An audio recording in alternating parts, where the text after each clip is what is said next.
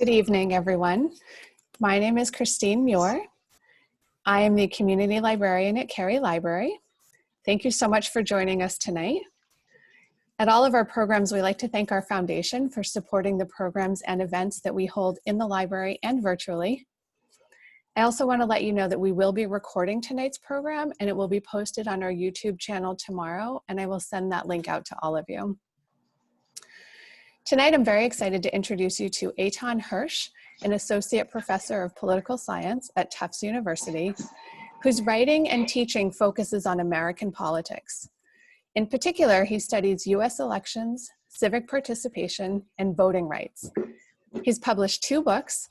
His first one, Hacking the Electorate, came out in 2015, and his second book, Politics is for Power, was published in January of this year. He's also published many articles in significant political and academic journals. Tonight, Eitan will talk to us a little bit about his book and his research and his experiences. And we will have some time for questions after he talks. If you want to ask a question, you can just unmute yourself and ask it, or you can enter something into chat and I will read them for you. So with that, I will turn things over to Eitan. Thank you so much for being here with us tonight. My pleasure. Thanks for having me. I wish we could be in person, but it's so nice to see your faces on Zoom. Thanks for your interest in this project, in this book. I'll talk for maybe 15 minutes or so, and then we can have a discussion if that works.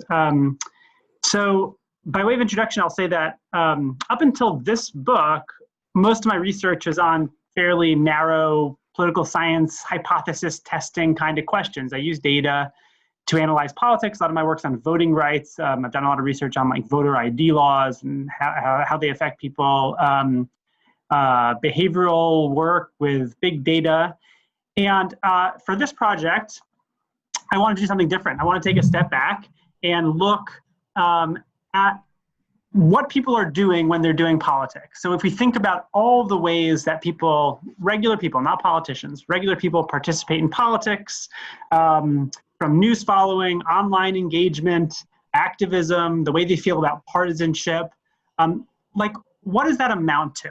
Especially now, about 1 in 3 Americans say that they spend more than an hour every single day on politics. So what are they doing? The answer that I came up with, which a lot of people find disturbing, I actually find it disturbing myself, is that most of us who feel politically engaged aren't actually politically engaged. As the sun is setting in front of my face, there's a some kind of, okay.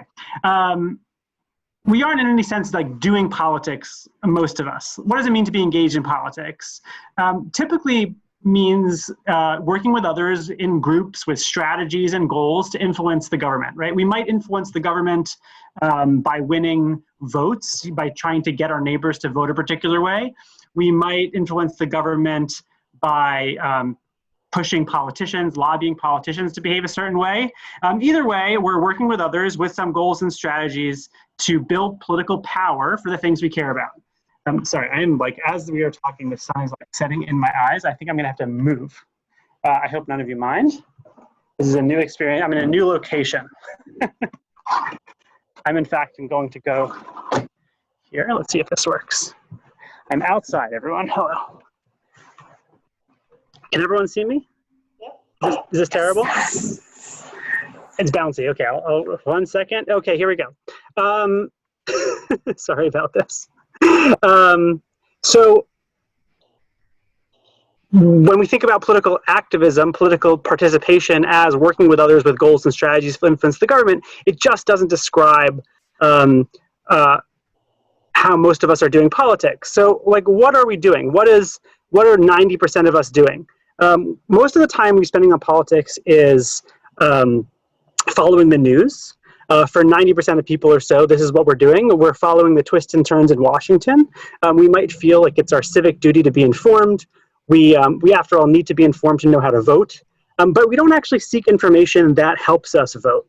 Most of us who are like super engaged in politics, we're junkies. We could tell you the ins and outs of like national political ups and downs. Like we can tell you about the Mueller report. We could tell you about what's happening with Trump, this scandal or that scandal.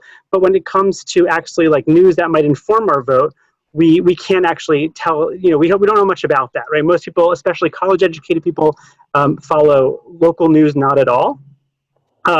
The more educated folks in America now spend least amount of time on local news, the most amount of time on national news, right? So you might have this experience if you know a news junkie or you are a news junkie. You know a news junkie, say, you know, I'd like to get involved on issues of racial equality or issues of climate change or whatever issue. You know, you, my friend, you follow the news every day. How can I get involved? And then the news junkie often blushes and say, like, oh, I am actually not following any of the news that might inform me about that stuff, but let me tell you about the Mueller report, or the impeachment trial, or, you know, what Fauci says on the news, this kind of thing. So news consumption that we do is not really geared toward power building. For the most part, it's really geared toward kind of following a national spectacle. What about voting? In voting, we do this very strange thing, which is that we vote most when it matters the least, right? Many of us remember the extraordinary high turnout in Massachusetts for the 2008 election. Turnout was super high. It wasn't, of course, a close race in Massachusetts. This was the Obama-McCain race in 2008. Obama won by 30 points. It was never going to be close, but it was exciting. Turnout was among the highest it had ever been. Not only was turnout high, activism was high. People were getting on buses. People were motivated.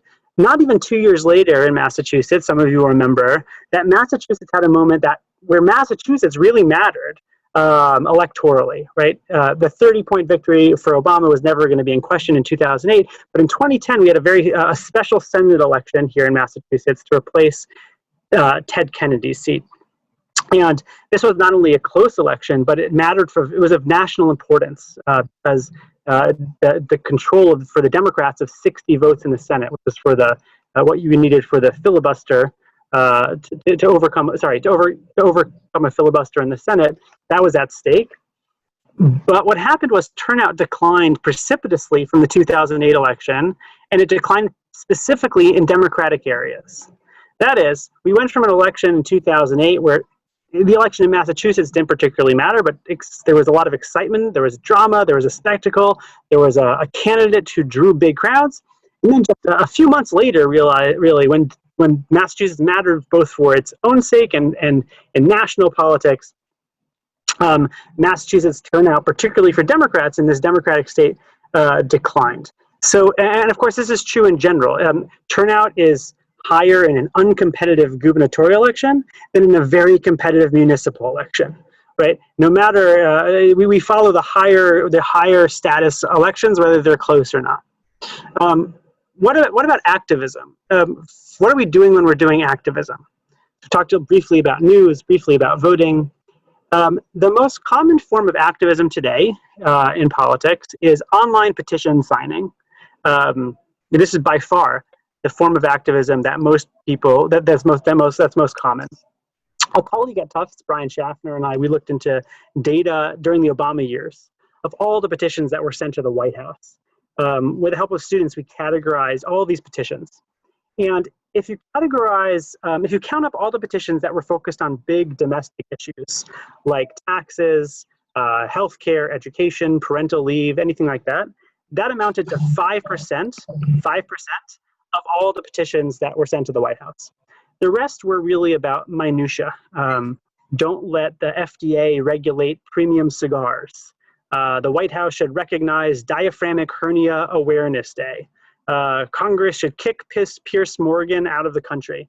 Some of these are outright jokes. Most of them are just sort of small, little things, not the big items, not the big domestic issues of the day.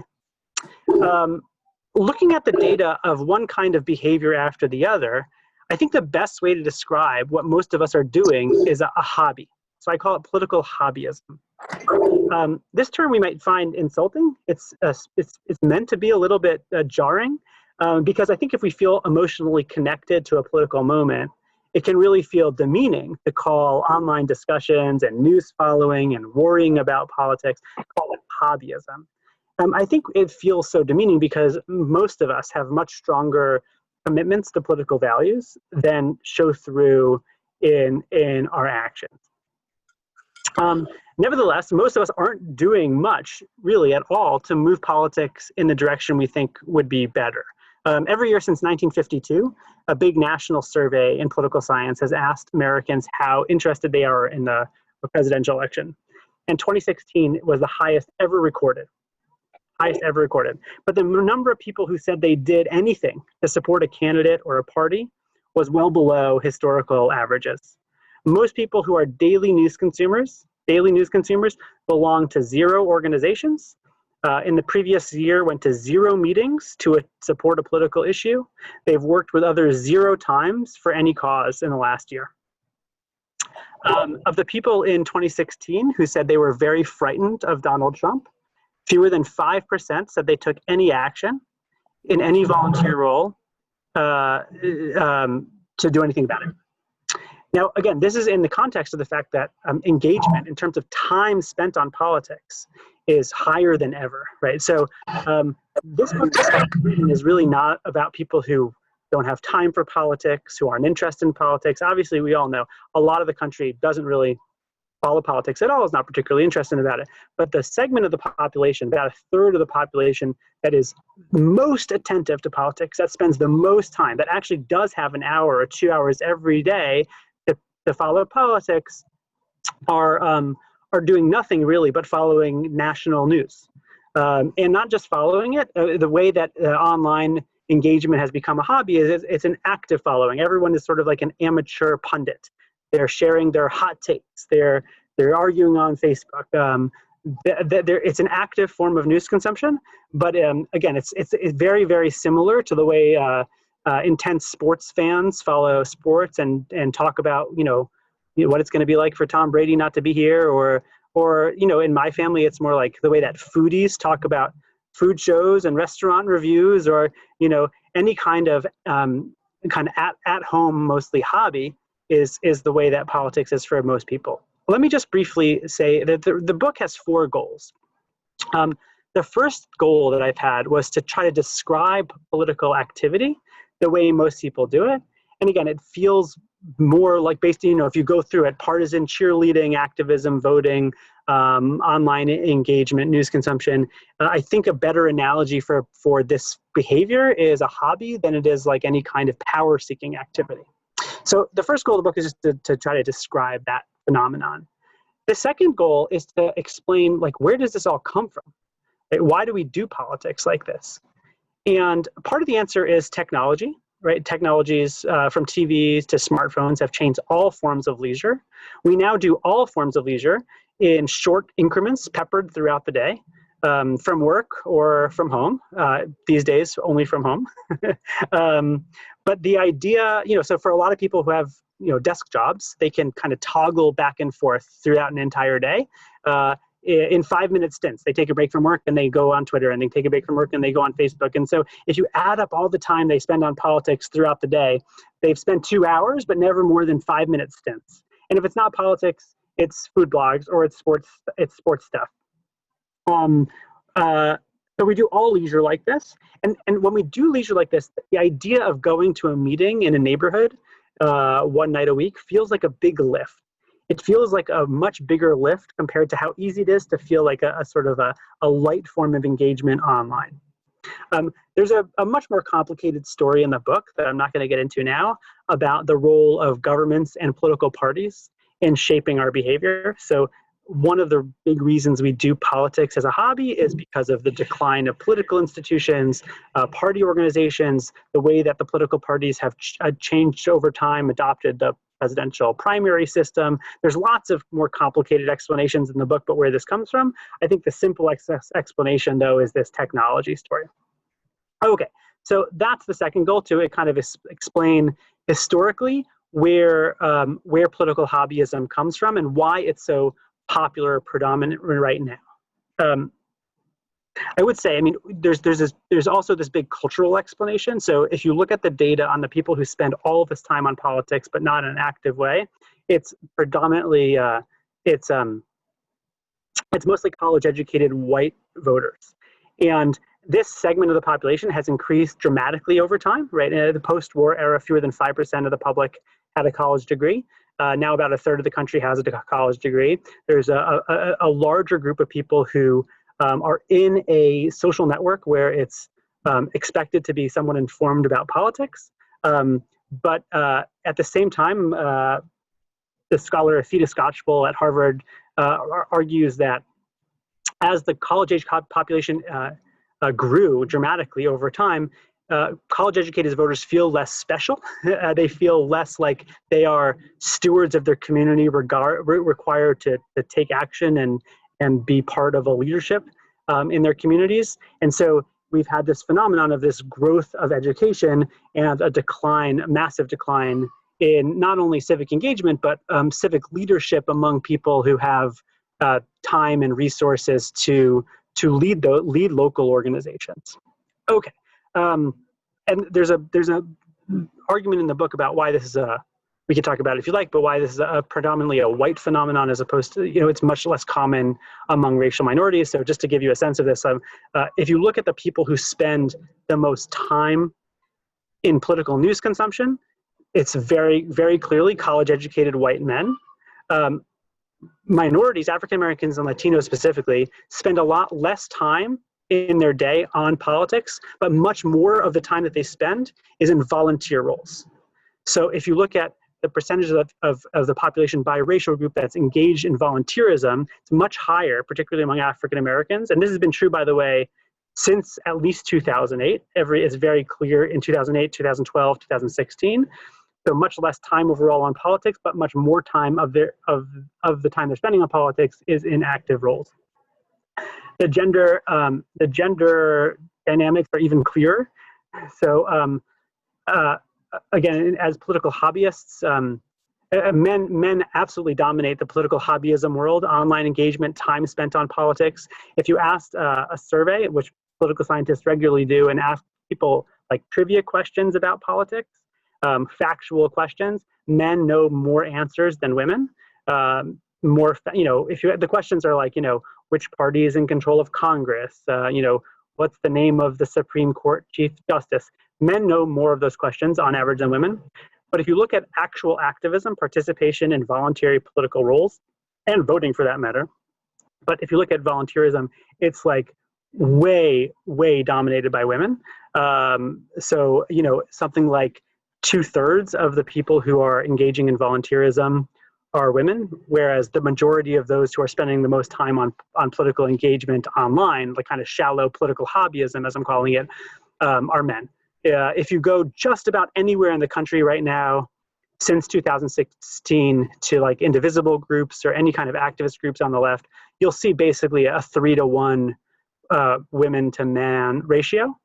But again, that's a very different picture than if you go on Twitter and follow politics that way. Okay, so the third goal of the book, right? The first is, what are we doing? A hobby. Why are we doing that? The historical, cultural, technological explanation for why we're doing this. The third goal of the book is to really try to evaluate this question, which you might have, which is this good or bad, right? Is it possibly good that all of us have increased, or many of us have increased our cognitive focus on politics, even if we're not doing anything? Like maybe watching a lot of MSNBC is a gateway into real activism. And this has actually been like a theory for a long time, that what many people call online slacktivism might actually engender real political activism. And I evaluate that claim, and I think it's wrong for a really simple reason, that the ways that people engage in the kind of shallow political hobbyism, we are practicing the wrong skills and learning the wrong facts, right? So as I said before, we're learning the wrong facts because, like, for example, we're not learning anything about how we can get involved locally. For the most part, we're learning like national drama stuff. We're learning the wrong facts, like, and the practicing the wrong skills is that, generally speaking, I think everyone knows this, that if you are in some kind of power relationship where you need to get someone to do something that they don't want to do, You need to practice empathy and kindness. You got to move people along. Right? If you need to convince a boss of what to do, or an employee or a child, you need to figure out where they're coming from so you can move them in your direction. And anyone who's really engaging in politics, whether they're trying to recruit activists to come do activism with them, whether they're trying to convince a state legislature to do something, convince a neighbor, they know basically that you have to be very empathetic, that you need to try to understand where people are coming from. And those skills are just not what we practice online. And we really all know this. Facebook knows this, right? Mark Zuckerberg has said very clearly that the stuff that gets the most attention on Facebook is the stuff that's absolutely the most provocative, the most extreme. And, anyone can see this if they go on Facebook and want to get a lot of, if they're trying to maximize their likes and shares and clicks, you don't behave in the way that I think all of the power seekers behave, which is to try to move people in their direction. It's not just that we're practicing the wrong skills, though. We're learning the wrong facts. We're also making politicians behave badly. So this is a big argument in the book, which is that when we do political hobbyism, it seems like, what harm could it do? Well, collectively, when we do it, it really creates terrible incentives for politicians. So, for example, if you look at donations, right? I usually ask audiences, if I'm in person, I say, who is the best? Who is the best politician at raising low-dollar donations?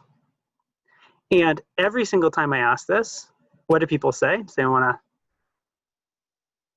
give the answer? Bernie Sanders.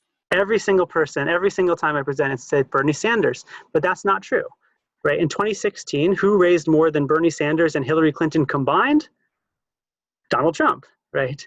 President Trump is the best low-dollar fundraiser.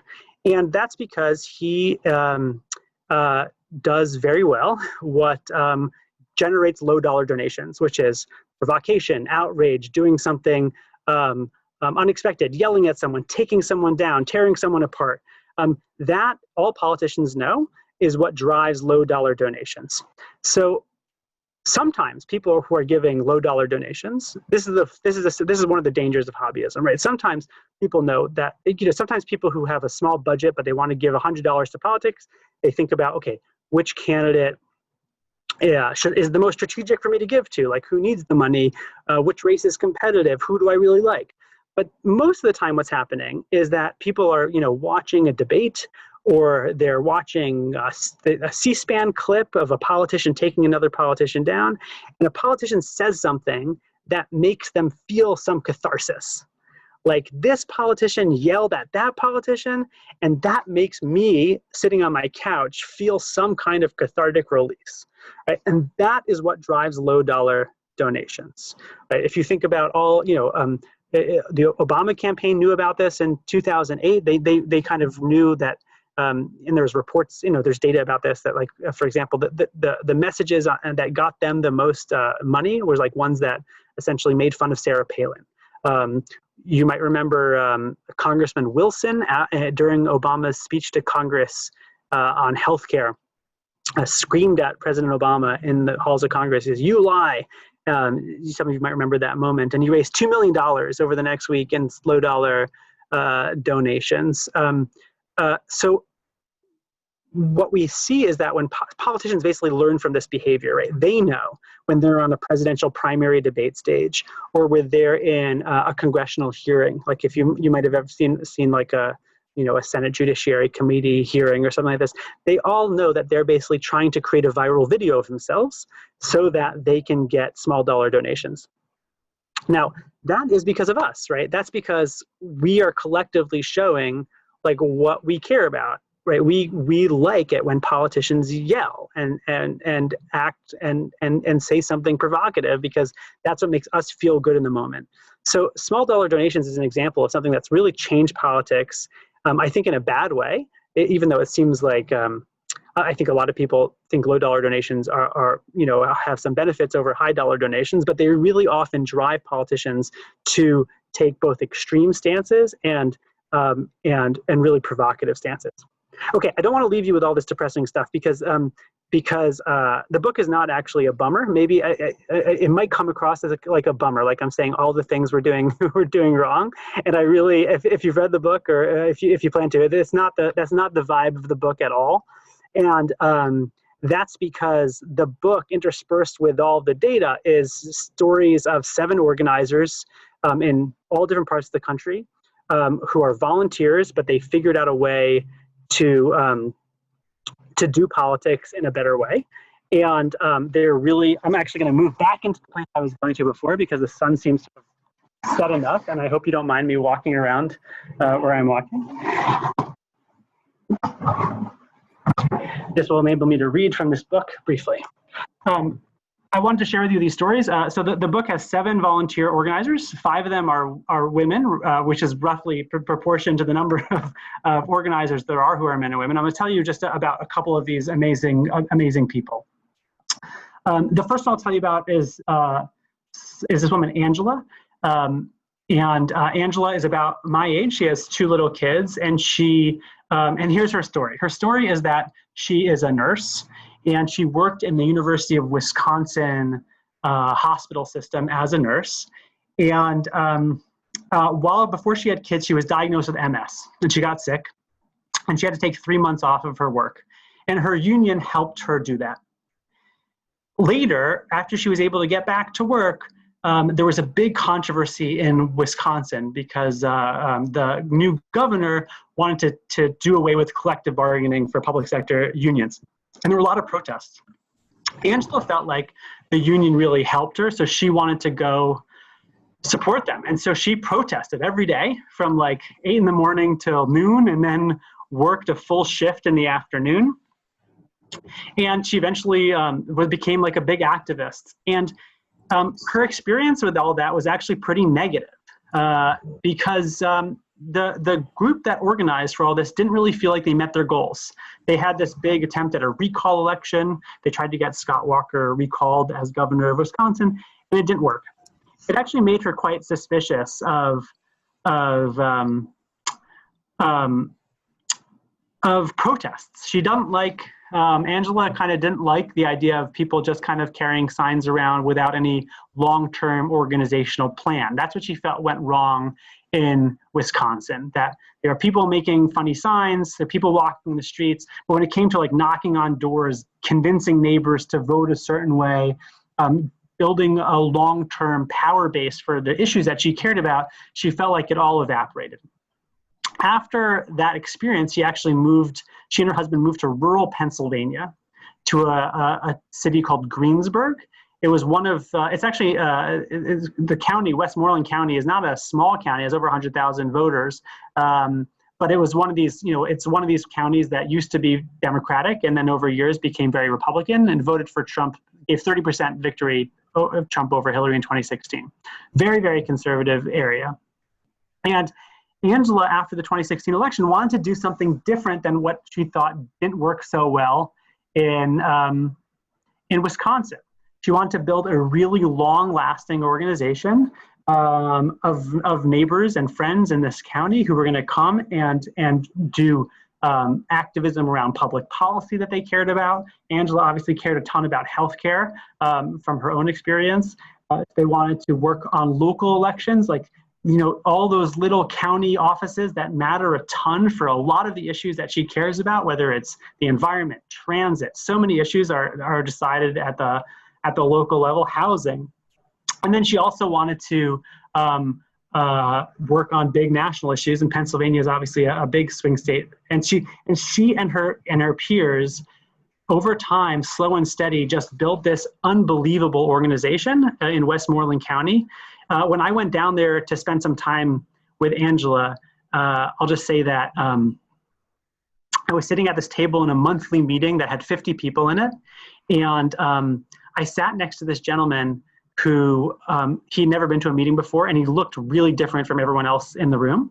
And when he was asked to introduce himself, he said, "I'm a Republican and an evangelical Christian, and I'm pro-life." So imagine being in a room in Westmoreland County, a very, very conservative area, but this room is filled with liberals, with progressives, And this gentleman comes up and he stands up and said, this is who I am. You're a Trump voter. And I think people kind of shifted in their seats a little. They thought maybe he was there to protest their meeting. But it turned out the next thing he said after he introduced himself was, I'm a Christian and there's no such thing as a racist Christian. And he regretted his vote for Trump, and he worked with this organization. He had never voted for a Democrat in his life, and by within a few weeks, he was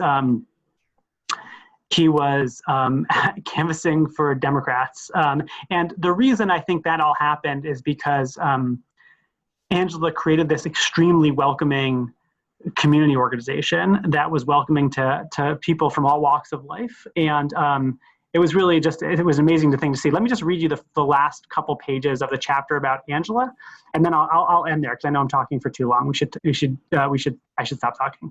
I'll just say this, okay? I'll just say read a couple of paragraphs, a few paragraphs about Angela. Just as VOW, that's their organization, it's called Voice of Westmoreland, just as that was getting off the ground, an opportunity dropped in their laps. The local congressman, Republican Tim Murphy, who had been in office since 2003, was caught having an affair. Text messages revealed that this anti-abortion legislator had asked his extramarital partner to have an abortion. He resigned from office in the fall of 2017. A special election was called. VOW got volunteers to knock on the doors in this ultra-conservative area on behalf of the Democratic candidate. That candidate, Connor Lamb, won by 755 votes in February 2018. The group's contact list grew and grew to 400 by the time of Lamb's election, to 1,000 by the end of 2018. 50 people started showing up to monthly meetings. Door-to-door canvasses went out weekly. The volunteers who joined them were mostly Democrats, but also anti-Trump Republicans and independents and socialists, anyone who wanted to pitch in. Nuns and a pastor joined for a canvass. One all-star canvasser was 11 years old. When she knocked on a door, you could see the person at the door relax, Angela said. Angela liked canvassing alongside this girl. The girl would say that she was there to talk about seniors. How crazy would it be if seniors couldn't afford insulin and stuff they need? That's not right, she would tell them. Many volunteers who showed up were scared of knocking on doors. One person came in a Kevlar vest, afraid of what he might encounter at a stranger's door. Angela helped them all practice telling their stories, talking about issues, empathizing, and connecting with people who disagree with them. Some volunteers only showed up once, some came all the time. Few did what Angela did, putting in 20, 30, 40 hours a week sometimes, organizing the operation. Many older volunteers couldn't go up to houses and knock on doors because the walking was too much, so they served as drivers, shuttling canvassers from door to door in the spread out neighborhoods of Westmoreland County. The most active volunteers became a community. For the retirees, VOW became a primary social scene. For young families too. They called the kids running around the meetings the VOW cousins. Community begets good deeds. VOW doesn't talk much about this part. They would never brag about it, but they take care of their growing community of friends and neighbors. Angela has driven undocumented immigrants in her community to doctor's appointments. Some are too afraid of being deported if they get pulled over that they won't drive at all, even to a doctor's. One woman in the community was about to be evicted, and the group quickly came to her assistance. When the federal government shut down in 2019, the group chipped in for gas cards and diapers to help those not making ends meet. All this quietly and behind the scenes. This is the most powerful thing I've ever done, Angela said about creating VOW. It's a thing I feel called to do. Every week during the summer and fall of 2018, before the volunteers went out canvassing, they gathered in a room. Each person was asked to tell the group his or her story about why he or she were there. This is an organizing tactic. Having volunteers reflect on their own stories openly can motivate them to face a stranger, to remember why they are doing this. Angela's story about her illness is a powerful motivation for her action. But, she said, when she heard everyone else's story and going around the circle, a couple without health insurance canvassing, a Muslim family facing religious discrimination canvassing, a teacher without school supplies canvassing, a Latina mom who so badly wanted to canvass but instead drove other canvassers because she felt her English wasn't good enough. Angela remembered that she was doing all of this for all of their stories, not just her own. She starts to cry as she tells me this over the phone. How can she not try her hardest knowing everyone's story about why he or she is there, Angela tells me. And through her tears, through her illness, through the cries of a baby in the background and a preschooler loudly demanding a Paw Patrol action figure as we talk, I realize I'm talking to an American hero. So let me end it there.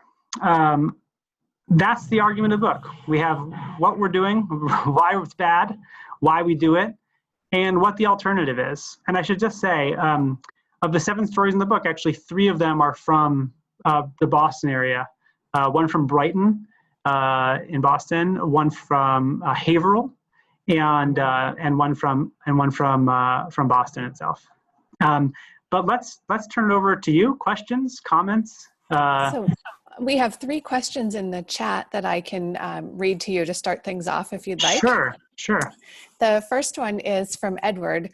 I've read that the decline of voluntary organizations, electing president, treasurer, etc., has led to a decline in interest in politics. Your thoughts? Yeah, so there's a lot of work from folks like Bob Putnam, who wrote Bowling Alone, M. Theda Skocpol, who I mentioned, on sort of the decline of civic engagement from, say, like the World War II generation to present.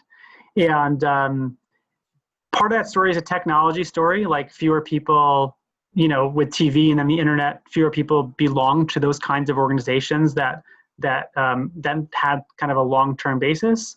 Part of it was just that the World War II generation was unusually active. There's story, I think Bob Putnam's story in Bowling Alone is that essentially soldiers were in small groups in the war, and afterwards they really many of them recreated those kinds of units with camaraderie, and they were unusually engaged.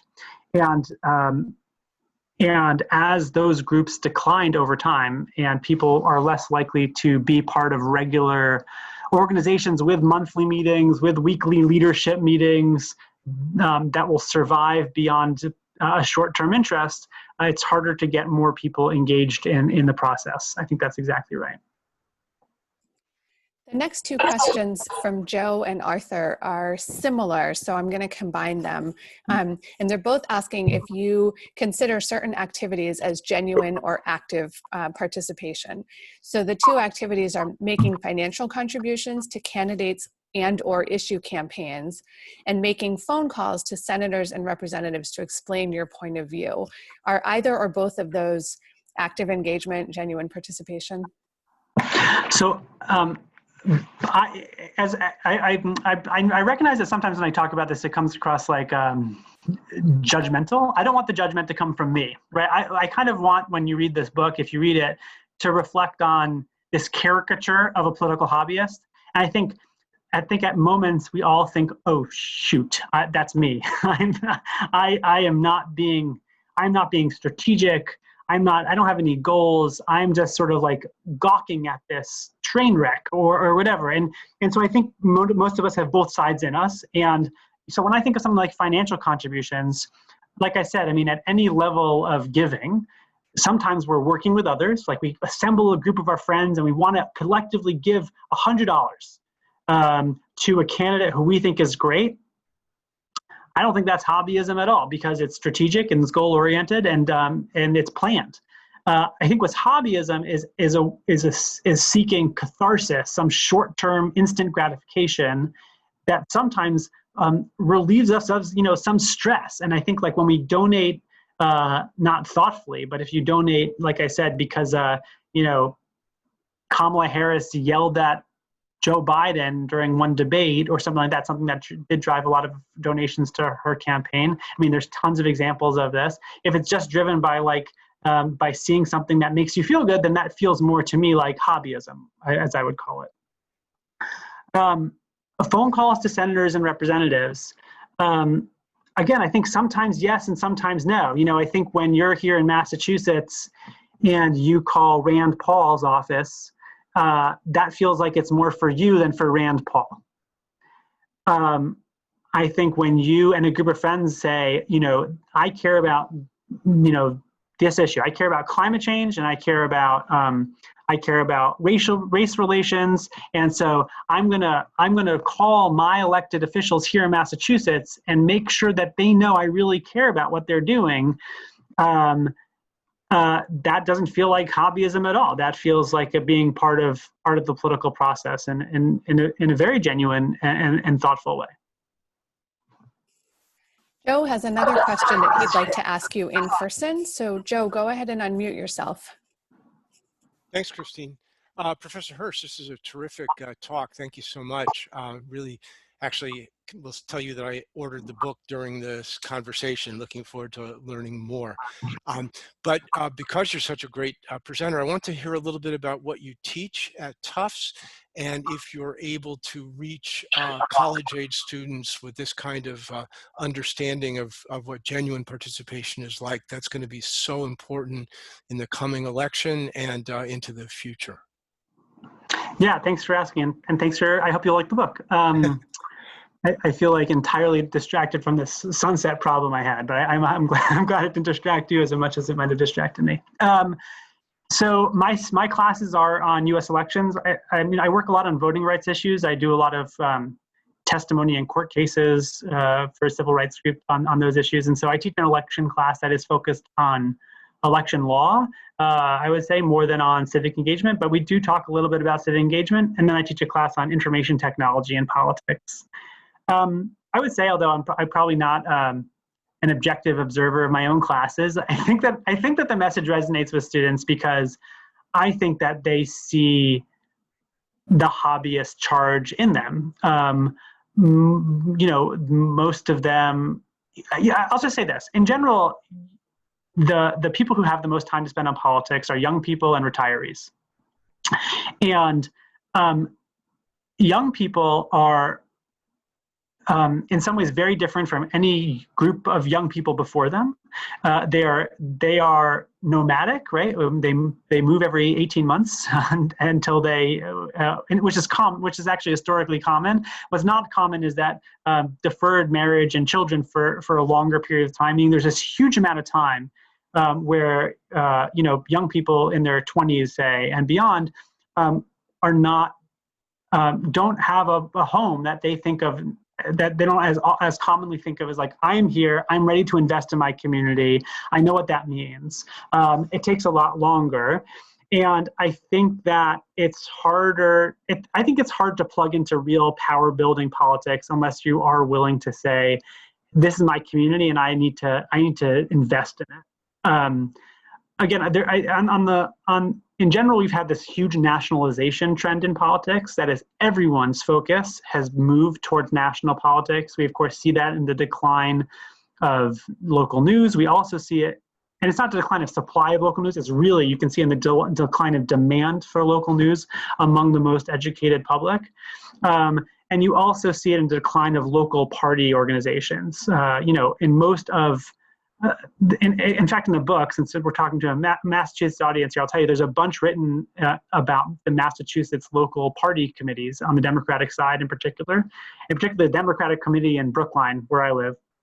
These committees don't do, you know, they're not, in many places across the state, they're not really robust organizations. We've really drawn so much attention toward national politics. Now, that's strange because I think on a lot of the issues that come up in the news, right? I mean, of course, all the issues about policing that have come up recently are really local issues. There's no blue bubble in Lexington or Brookline that's separate from those issues. Issues like climate, which have to do, of course, with housing and transit and a whole bunch of other stuff, are really local issues too. But there's really been this move towards nationalization. So I think on the student side,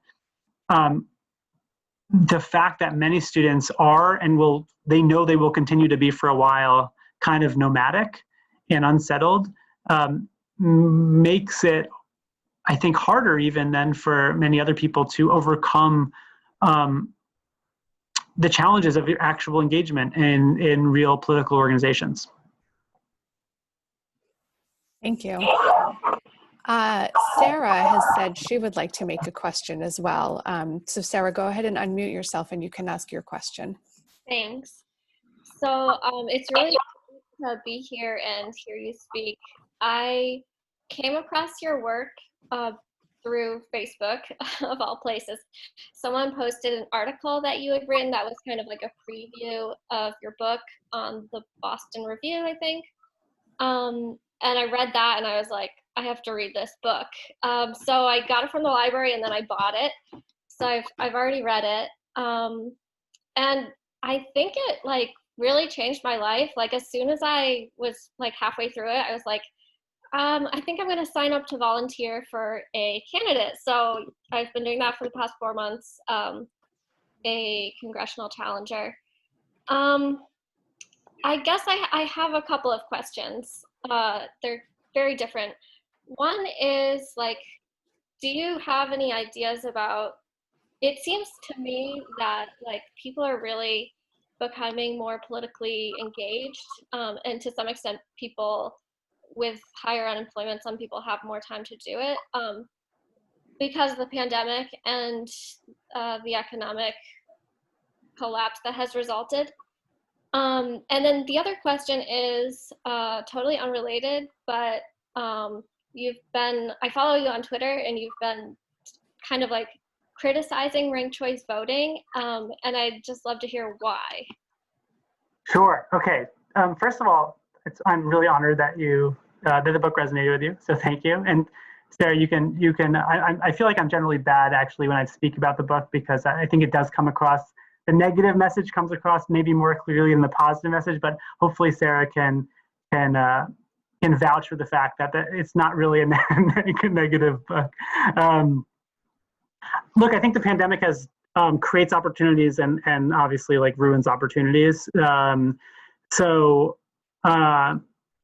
of the groups that I hang out with that are organizing groups, like, they say they've never had more success talking to people on the phones because more people are home. And that really has replaced, to the extent that they can't knock on doors, like they're having more luck on the phone than ever before. They're innovating and trying, some of these organizations are very, very local organizations. I mean, they're all doing stuff like in neighborhoods, and but some of them now have volunteers from all over the world that they didn't have before.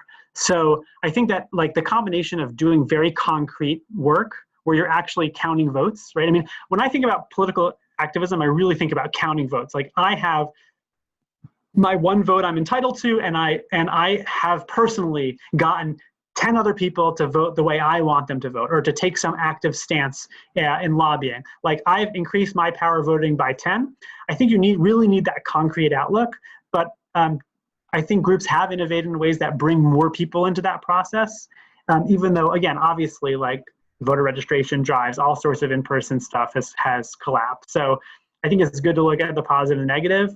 For most people, I would say that the being at home is hopefully an opportunity to, recalibrate your news consumption and your engagement so that after the pandemic, you can do even more. I mean, so there's lots of great trainings going on for people,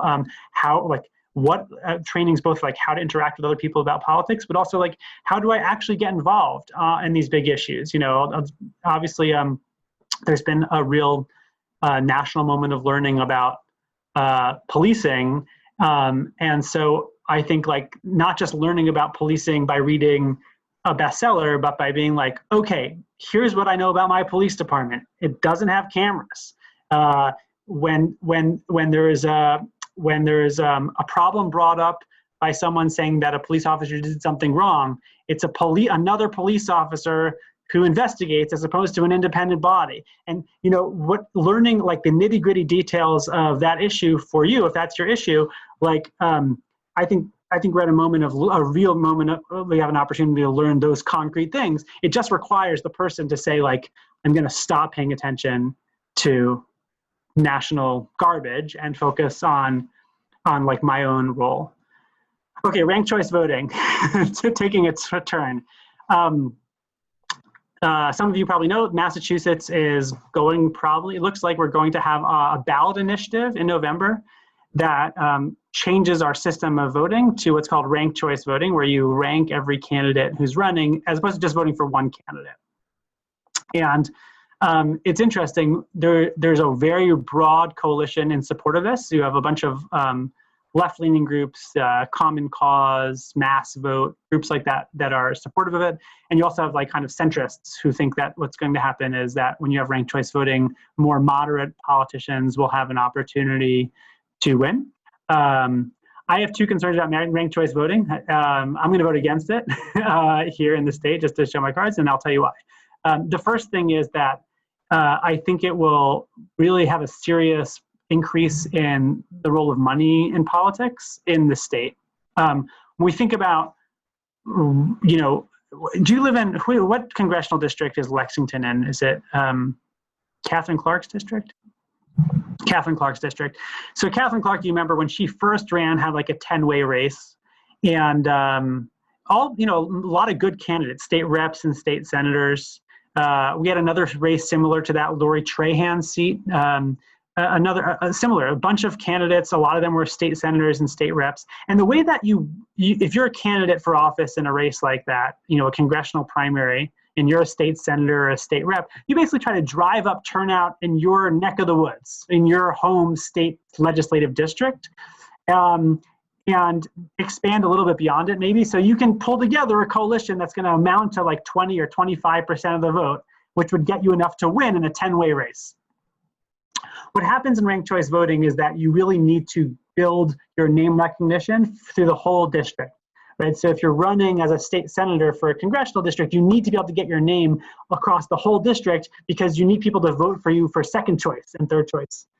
And so what that means is that if you have and I have to emphasize that for congressional primaries, when you have 10 people running, they're all Democrats, for example, most voters know nothing about these candidates. And the only thing that drives voting in this situation is name recognition.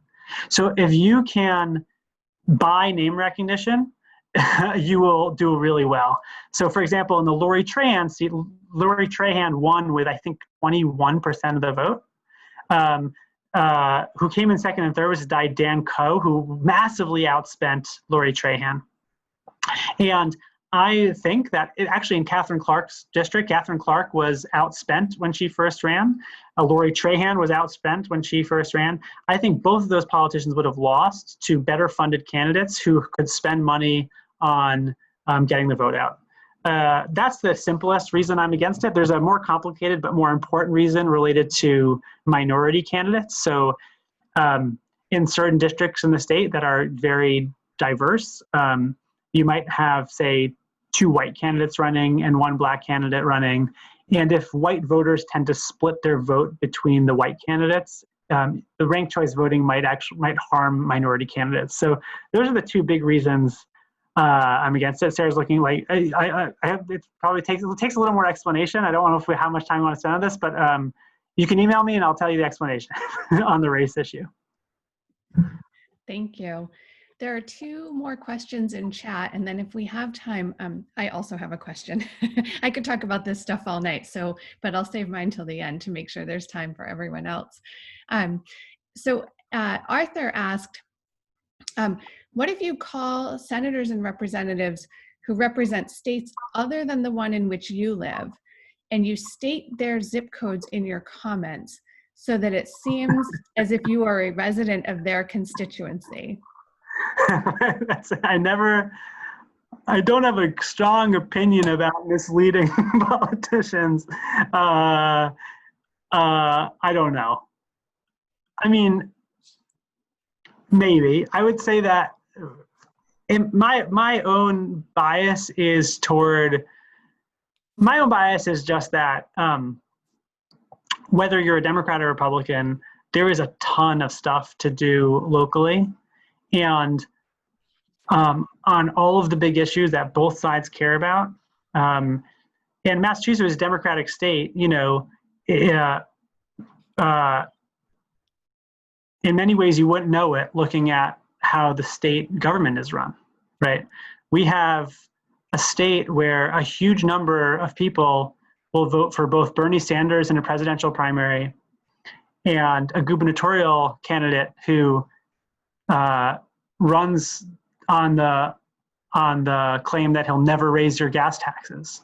And people support both those candidates very strongly. And maybe that's fine for you, but I think it's curious to me. We have this state with a very conservative Speaker of the House,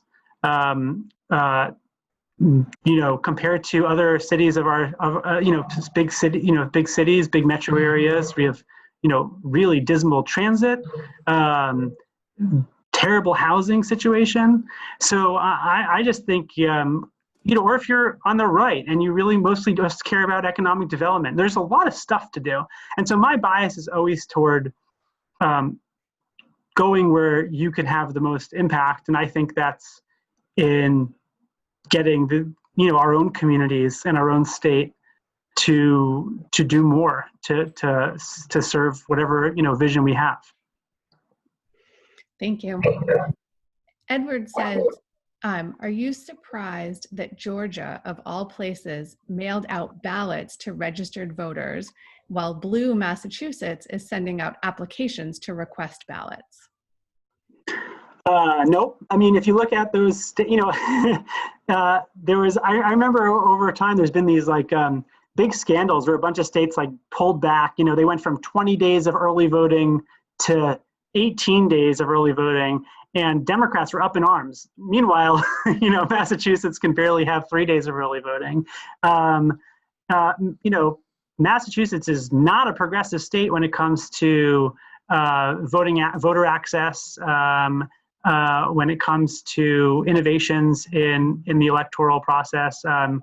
I think that particularly in a state that has so many students, not to have same-day registration is an interesting choice. So I'm not surprised. Massachusetts is, I would not put in the top 25 states for election engagement, for election administration. Interesting. There aren't any other questions in chat. I have a comment that I'd like to make. If other people want to ask a question, we do have a little bit of time, so you can throw a comment into chat. You can send it to me privately, or after I ask my question, you can unmute yourself and ask. I'm also going to throw in 2 plugs for the library. The first is we have a copy of Eitan Hersh's book in the catalog. There are many requests for it, but you can certainly add your name to the list. It is in print format and digital audiobook. I just requested the audiobook, so it is available there. And you brought up policing, and I just wanted to tell people that the library is hosting a panel on Saturday, July 18th at 1 o'clock, and it's a conversation about community policing in Lexington between the library director and our chief of police. So if you're interested in that particularly local issue, feel free to go to our calendar and register to get the link for that. So I think that it's really interesting what you started with when you were saying that most people follow the news at the national level, but yet it sounds like a lot of real activism and engagement is at the local level. The stories you were talking about, my own experience, that's kind of an interesting dichotomy. What do you think about that? Why do you think that is? Well, I mean, I think part of the story here is many people are familiar with the term Nimbyism, not in my backyard, which is generally thought of as a term like, I want more housing, or, classic example right now in Los Angeles, so the big homeless problem. The voters overwhelmingly agree they should allocate a lot more money to homelessness, but they can't build any shelters anywhere because none of the neighborhoods are willing to have it. On the Democratic side in particular, I think there's, a pretty massive NIMBYism problem for the Democrats. That is, they have a big, ambitious, proactive agenda to change the status quo on issues like the environment, education, racial equality, a whole bunch of stuff. But when it comes to paying the bills and actually engaging on those issues at the local level, people either don't have the same progressive preferences, or at the very least, they don't want to argue with their neighbors about it. There's a wonderful book, an academic book, but a great book called Don't Blame Us by Lily Geismer. And it's about 5 towns in Massachusetts, including Lexington and Brookline. And the other ones I think are like Newton, Concord, I can't remember. but they're basically about well-educated, well-meaning activists trying to get involved in those issues. You know, I think I remember the story from Lexington, I think it is, where this group that was, that wanted to essentially promote more racial diversity in Lexington. This is like I think this is like the 60s or 70s. I mean, they worked for years to try to get, to promote less residential segregation. And in the end, like, the one thing they were able to do was like help an African-American dean from MIT get a house. Like that was, you know, that was as much as they could do. You know, in many of these communities, including yours and mine, you know, we have like a token, you know, we have a program that, you know, these communities like have a small number of city kids who come through the school system through the METCO program, but it's very, very small. And there's a massive opposition to it being increased and no money for it to be increased. I think an issue after issue, Democrats really don't want to put their money where their mouth is, or they don't want to fight with their neighbors about it. And so I think that that's one issue when it comes to progressive politics. I think when it comes generally to politics, we're back to the world of hobbyism. When we think about national politics, we have our team and we have someone else's team, and our team is good and smart and right, and the other team is evil and stupid. And it's very comforting to think about politics that way. I mean, you know, I talk about in the book being a Red Sox fan, and I live just 2 miles from Fenway. And you know what it's like when we all say Yankees suck in a stadium. I never say the word suck in any other context in my life, except I guess at a Yankees game, I'm willing to say with the crowd, Yankees suck. And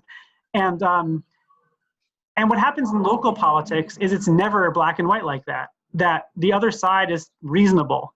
They have different priorities. You know, you have one side that wants to create a bike lane, and the other that to promote, you know, environmental policy, and the other side is like local businesses who are like, if you take away those parking spots, like we're really going to suffer.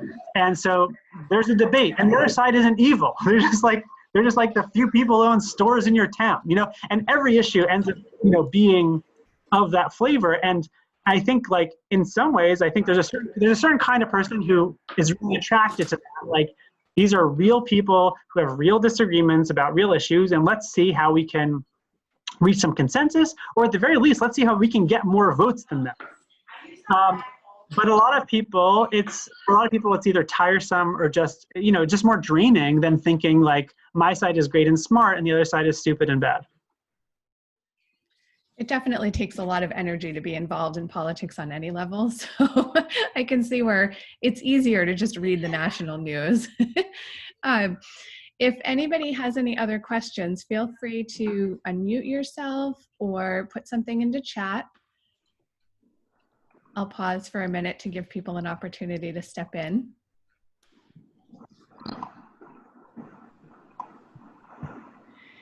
Professor Hirsch, you mentioned that one of your courses is about information technology and politics. Does that mean social media is part of that? And is that part of what you talk about in that course? Yes, but not much. We do. It's more about like issues like surveillance, privacy, you know, government tracking, issues of, you know, we now have a week on online monopolies like Amazon. We have a week on what else do we do? We have a week on driverless and Uber. You know, it's sort of a hodgepodge of stuff. It's mostly focused on what I call, you know, elite technologies more than technologies for the mass public. But you know, I would say that I think a lot of say like when I was a student, I think a lot of classes about information technology were mostly like pro technology, like gee whiz, look at this, isn't this great?